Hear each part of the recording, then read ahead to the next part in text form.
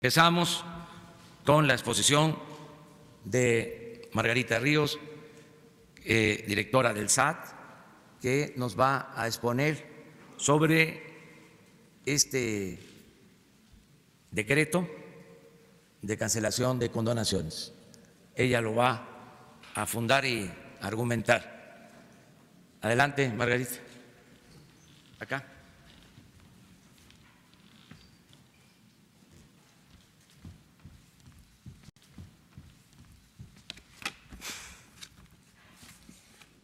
Pues muy buenos días a todos. Espero que muy bien. Esta es una pequeña presentación para ilustrar la situación de las condonaciones de los últimos 18 años, pero vamos a empezar con un pequeño comercial de agradecimiento. La siguiente, por favor. Bien, pues como saben ustedes, hemos terminado la campaña de la declaración anual, ahora a finales de abril, personas físicas. En marzo llevamos a cabo las personas morales, y aquí se puede ver la diferencia, lo que hemos podido crecer en comparación con el año pasado.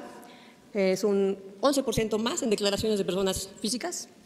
De 5.6 millones pasamos a 6.2 millones de declaraciones y 12% más respecto a lo declarado hacia el ejercicio inmediato anterior, que vemos 2018 sube a 6.2 millones de lo declarado del ejercicio 2018, que se declaró en 2019.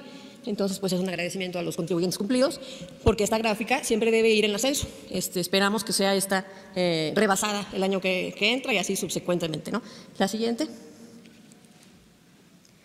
Bueno, para tener una idea, ya aprovechando el comercial, la situación de la recaudación en este momento en términos reales. En enero-abril la recaudación creció 4.5% en términos reales respecto al mismo periodo del año anterior.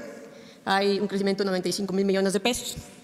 Vamos generalmente así fluctuando entre 4.5, entre 5.5 y aquí está la diferencia. De hecho, llegamos al primer billón de pesos el 23 de abril, ya descontando todo lo que son devoluciones y demás. Esto ya es recaudación neta. Ahora sí entramos en materia, que es el marco legal de las condonaciones de impuestos. Aquí es muy importante conocer, bueno, cómo se llevan a cabo, qué facilita una condonación de impuestos. Es facultad de la Secretaría de Hacienda, del Servicio de Administración Tributaria, ¿de quién es? Bueno, no es una atribución del titular del Ejecutivo Federal que se hace por decreto del mismo, y el fundamento de las condonaciones está en el Código Fiscal de la Federación. Ahí en el Código Fiscal, el artículo 39, se prevén los casos muy específicos, precisamente en aras de la claridad y seguridad jurídica. Entonces, por ejemplo, cuando se haya afectado o se trate de impedir que se afecte la situación de algún lugar o región del país, una rama de la actividad, la producción o venta de servicios o la realización de alguna actividad. O, que es lo más común que hemos visto cuando el Ejecutivo promueve sus decretos en esta materia, en casos de catástrofes sufridas por fenómenos meteorológicos, plagas o epidemias, cuando hay deslaves, inundaciones, y hay que apoyar fiscalmente para la movilidad económica de esa región. Esto constituye también lo que conocemos como el principio fiscal de rectoría económica y de justicia tributaria, que debe, no nada más que esté en el Código Fiscal, sino que constituye un principio en sí de qué es lo que debe regir en condonaciones de impuestos. Entonces, incluso cualquier beneficio que se otorgue siempre debe ser extraordinario, debidamente justificado y temporal, proporcional y siempre de acuerdo a la coyuntura. Pero es muy importante esto, que es extraordinario y debidamente justificado. La siguiente, por favor. Lo que vemos en los últimos 18 años, fin de diciembre del 2000 para acá, es que esto cambia. Se hace un esquema distinto de condonación de adeudos. Y tenemos, por ejemplo, el 31 de diciembre del 2000, que como parte de unas reformas a los dispositivos transitorios del Código Fiscal de la Federación, se propusieron unas condonaciones generalizadas, universales, bajo ciertos requisitos, pero en términos generales, valga la redundancia, generalizadas, de entre el 10 y 12.5% de los créditos fiscales, contribuciones federales, incluidos accesorios. Lo interesante también aquí es que hay un ajuste o una autolimitación a las facultades de comprobación del fisco de aquella época. Esto lo contiene nada más este documento de diciembre del 2000, una especie de limitar las auditorías del 2000 hacia atrás. Le pone muchos condicionamientos. Luego tenemos el 27 de diciembre del 2006 como parte de la Ley de Ingresos para el ejercicio de 2007 y subsecuente, porque ahí es donde entra esta situación de la condonación y habla sobre los subsecuentes años de ese periodo sexenal. Y aquí cambian los valores. Si bien las facultades de comprobación del fisco quedan intocadas, a diferencia del documento anterior, del 2000, Lo que sucede aquí en 2006 es que cambian los porcentajes de condonación. Si antes en 2000, en 2000 y subsecuentes, de 2000 al 2006, era una condonación del 10%, del 12.5% previo pago del resto, ahora es una condonación de 80%, previo pago del 20%, y 100% de descuento en recargos, multas y gastos de ejecución. No hay nada en estos documentos, ni en el tercero, que se asemeje al Código Fiscal de la Federación, que vimos en el apartado anterior, que clarifique en qué casos, por qué situaciones y que dé seguridad jurídica, ¿no? Es más bien generalizado y era de acuerdo a lo adeudado, era un beneficio al deudor fiscal en general. Ahora, el último documento, el 17 de diciembre del 2012, ahí se repite la fórmula de que sea a través de una ley de ingresos, y es básicamente una situación muy parecida, casi idéntica en términos generales a la del 2006. Y nada más la condonación es del 60 al 100%, ¿no? La siguiente, por favor. ¿Qué efectos tuvieron las condonaciones del 2001 al 2018? Bueno, la del 2001 al 2006, que es el primer documento que le señalé en el párrafo anterior, controvierte el principio fiscal de universalidad de las contribuciones, porque al descargar a los deudores fiscales ya no es proporcional o equitativo, o quizá ya no es obligación de todos los mexicanos contribuir al gasto público, como manda la Constitución en el artículo 31, fracción cuarta. También controvierte el principio de rectoría económica, porque es una atribución del Ejecutivo y que está regulado este principio, como señalamos, por el Código Fiscal de la Federación, y obviamente de justicia tributaria. Es un desincentivo. Controvirtió también en particular, lo que señalaba yo, el Estado de Derecho, porque restringe al fisco federal sus facultades de comprobación y borra así historial fiscal. Para poder revisar años anteriores al 2000 tenía el auditor que encontrar irregularidades del propio año 2000. Si no las había, hacia atrás, 99, los 5 años que tiene hacia atrás el fisco como facultad para revisar, quedaban no se revisaban ya. Era básicamente la política pública insertada aquí, era si uno está bien al corriente, si uno está bien ahorita, vamos a darle para adelante, ¿no? Esto obviamente sí es un tema cuestionable en términos de Estado de Derecho, porque las facultades de comprobación son fundamentales para el fisco, quién cumplió, quién no cumplió, y además mermó la recaudación secundaria. Obviamente, al no existir o restringirse el número de auditorías, no está documentado el número, pero si se restringe el número de auditorías, se restringe el número no nada más de multas y de sanciones, sino de lo que se puede haber recaudado a través de las auditorías, lo que conocemos nosotros como recaudación secundaria. Siguiente. Los montos de las condonaciones de los últimos 12 años, aquí ya son los últimos 12 años que nos vamos a concentrar. Tenemos, estos son ya números, el total del 2007 al 2012, y digo 2007 porque la firma de la ley de ingresos fue en diciembre del 2006, son 161 mil millones de pesos, y eso es a valor actual. Traídos actual, y 238.971 millones de pesos sobre las condonaciones 2013-2018. Lo que es muy interesante observar, si estamos hablando de valor actual, es el incremento del total y el incremento del número de contribuyentes en ambos periodos. Ahí, como podemos ver, quienes se acogieron al beneficio fiscal de 2006 son 18.302 contribuyentes, en tanto que al 2013 ya crece esta cifra a 135.228 contribuyentes. Ahora, esto es una política pública, al ser parte de la ley de ingresos se convierte en una política pública y si uno cumplía los requisitos, uno podía ingresar a ella, ¿no? Es un tema de elección de derechos. La cuestión también es un tema desde acá de una elección de políticas. Entonces, en total suman 153.530 contribuyentes. El valor actual de estas condonaciones es 400.000 millones de pesos. El valor histórico son como 100.000 millones menos, pero esto es el valor actual. Ahora, la siguiente.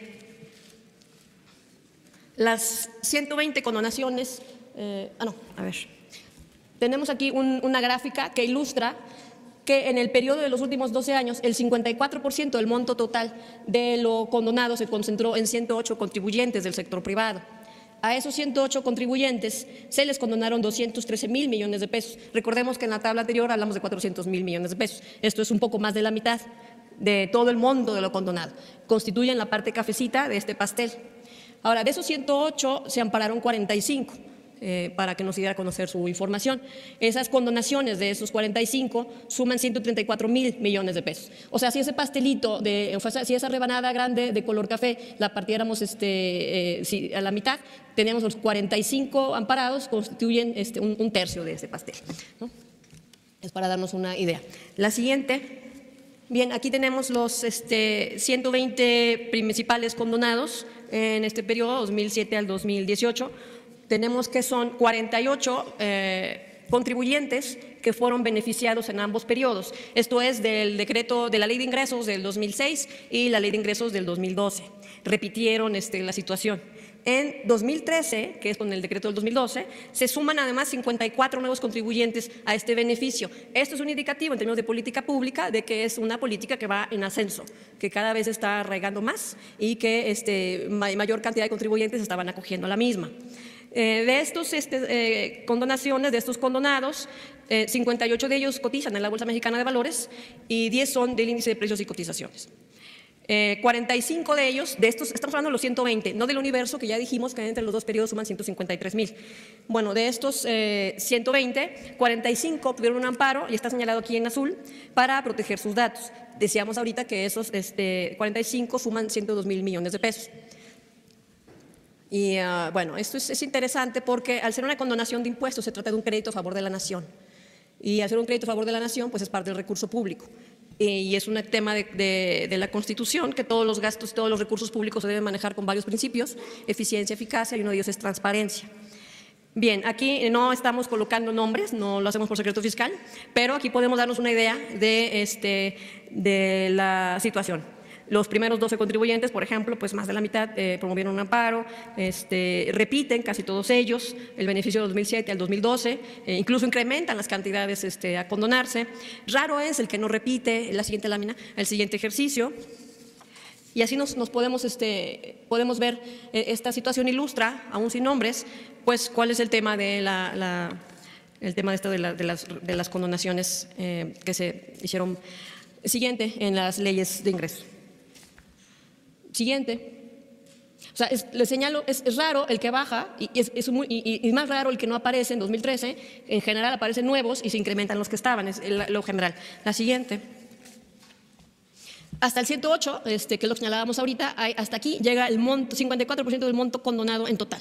Hasta ahí suman 213,000 millones de los 400,000 que señalábamos ahorita. La siguiente. Este pastelito también nos ilustra cuál ha sido la reincidencia y el comportamiento de los beneficiarios, insisto, solamente de lo que le llamamos el top 120. Tenemos, por ejemplo, que en 2007 los dos áreas de color rosita, la guinda y la rosa más clara, son los que se inscribieron a los beneficios de la Ley de Ingresos del 2006. De estos, lo que sucede 6 años después, en 2012, es que esta partecita, la parte del 15%, la parte más clara, ya no repite el beneficio fiscal, ya no se acoge al beneficio fiscal cuando prácticamente se repite en la Ley de Ingresos del 2012. Sin embargo, si bien ellos no repiten, 54 nuevos se suman en la siguiente. Los guindas permanecen. Entonces, lo que sucedió, por ejemplo, ahora en el 2012, es que tenemos a los cafecitos y a los guindos beneficiados con esta condonación de impuestos. Ahora, sobre la revelación de la información, ¿qué comentario tenemos? La siguiente lámina. Como se sabe, gracias a los medios de comunicación, gracias a ustedes, en agosto del 2015 un particular solicitó al entonces IFAI o INAI que el SAT informara sobre los beneficiarios de las condonaciones otorgadas entre 2007 y 2015. ¿Por qué hasta 2015? Bueno, porque pues fue en mayo que se presentó aquello, para que se informara en agosto, para que se informara sobre lo que iba hasta ese momento. No ha sido una situación sencilla, hay temas de derecho, de evolución de principios de transparencia, de evolución hacia el secreto fiscal, cómo se resuelve todo este tema, ¿no? Lo que tenemos aquí es que el Código Fiscal de la Federación privilegiaba el secreto fiscal, incluso en el caso de las condonaciones de impuestos.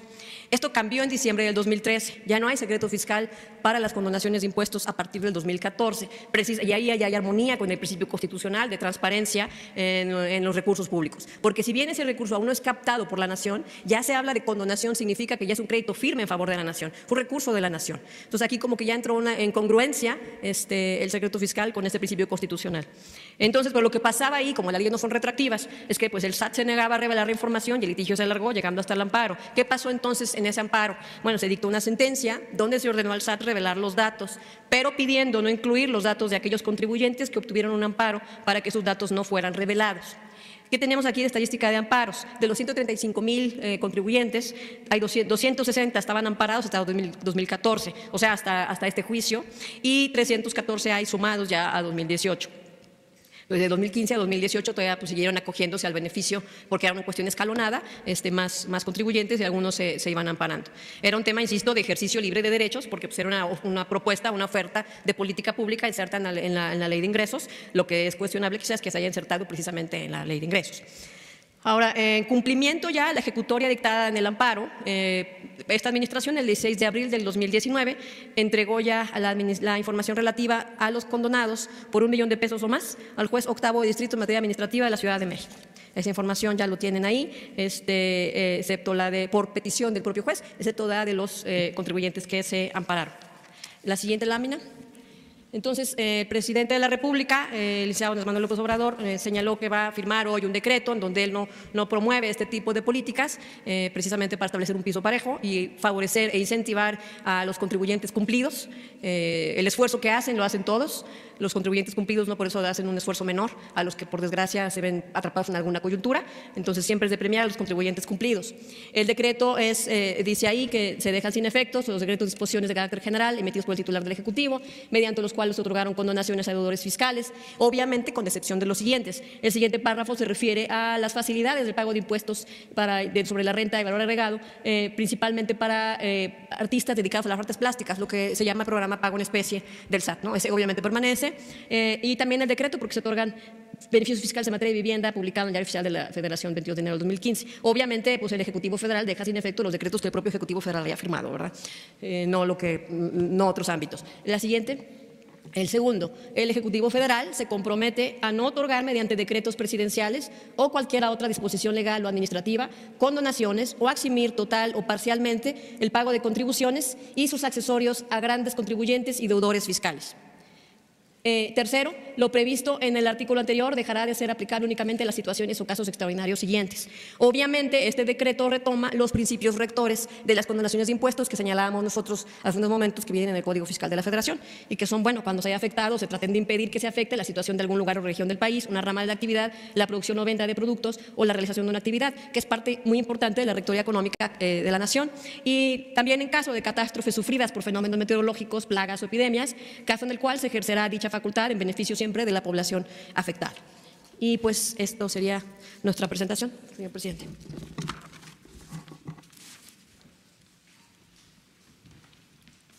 Vamos a proceder a firmar el decreto, se acaban estas condonaciones y vamos a entregar toda la información al Instituto de la Transparencia para que ellos resuelvan si se da a conocer la información completa que van a tener en sus manos. Lo mismo vamos a hacer enviando toda la información al Poder Judicial para que resuelvan lo que proceda de conformidad con la ley. Pero nosotros vamos a cumplir y lo más importante es poner ya un punto final a estas condonaciones excesivas, abusivas, injustas, porque esto ha significado una fuga de ingresos para la hacienda pública. Entonces, vamos a que se cumpla cabalmente con la Constitución. Vamos a firmar.